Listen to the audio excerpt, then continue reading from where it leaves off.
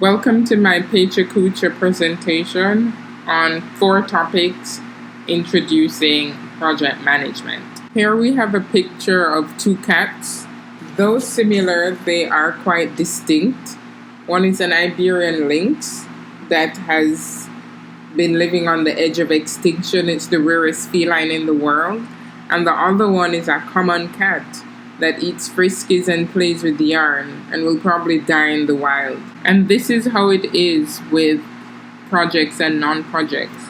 A project is a distinct, temporary, unique endeavor undertaken to create a product or service as a result. Projects are temporary, whereas non-projects are ongoing. Projects are rigorously planned, whereas non-projects are day-to-day operations.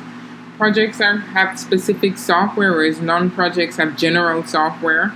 Projects are instruments of change, whereas non-projects are routine. So what is the big deal? Well, if you apply the project approach to a non-project, then one risks unnecessary strain on human and financial resources, but a correctly applied project approach improves the finished product or service and shortens the time to market. On to the second topic, the project life cycle. There are 2 types. Type 1 is S-shaped and type 2 is J-shaped. The S-shaped is the most common and J-shapes are usually seen with technology engineering products. What I want to point out in this slide is the finish. S-shaped life cycles have a slow finish, whereas J-shaped life cycles have a rapid finish. Due to its slow finish, the S-shape requires resources most integrally at the end, whereas the J-shape requires resources integrally at the beginning. It is best to phase out under budget with an S-shape, and J-shapes can tolerate being over budget. Top-down budgeting is more accurate in S-shaped life cycles, whereas bottom-up budgeting is more accurate in the J-shape. So the implications additionally are that when you want to select between projects, as in who to budget for, then you want to borrow from projects that are J-shaped at the end of their project life cycle. Additionally, it can be used to determine reaction to delays in terms of which scope activities to trade off.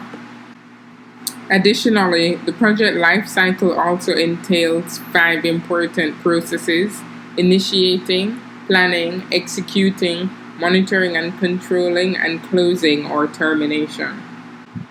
The third topic is project structure, and that really just refers to the interface between the project and the organization.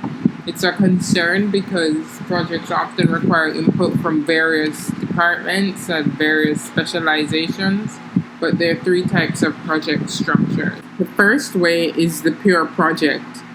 This entails supplies, equipment, workers arriving when they're needed and disbanding once their project roles have been completed. It's often seen in construction in mega projects. Within the pure structure, persons are highly focused. It is an effective and efficient structural approach. However, it is expensive and so should be reserved for mega projects. And it is best operated when there is limited depth but broad technological base. The functional structure type largely falls under the purview of a department within the organization. The department supplies the technical knowledge needed, and in this case, we can see the project falls under the manufacturing department. It is immediate, direct, and in-depth technical knowledge.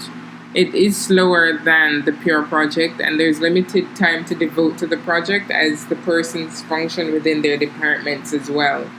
Therefore, their project tends to have a low priority compared to the operational task. The matrix is the third type, and it is a combination of both the functional and pure project types. The project manager is in charge of the pure portions and does the administrative decisions, whereas the executive or divisional head is in charge of the functional parts and does the technological decision making. The matrix structure tends to maintain morale, company spirit, as people are not temporary. Therefore, it encourages loyalty. And there are a number of ways to do conflict management. The work breakdown structure is the fourth topic, and that refers to a method of planning out identifying the major tasks within a project based on the company objective.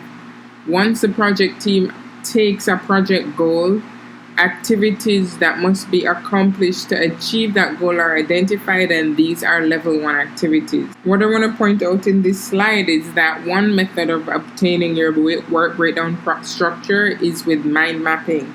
And with this, the project team gets together, defines the goal, and then has a brainstorming session. Ideas are placed on the front board on like sticky pads or post-its. The work breakdown structure forms the basis of all estimated forecasts within a project. It's needed to plan the budget, it's needed to monitor and control schedules, such as the expected time to completion. It can be used to figure out the predecessor and successive activities, which are used to create the PERT CPM network and therefore develop the critical chain pathway. It can be used for Gantt charts, RACI matrix, and risk analysis. Thank you so much for listening to my short PetroCucha presentation.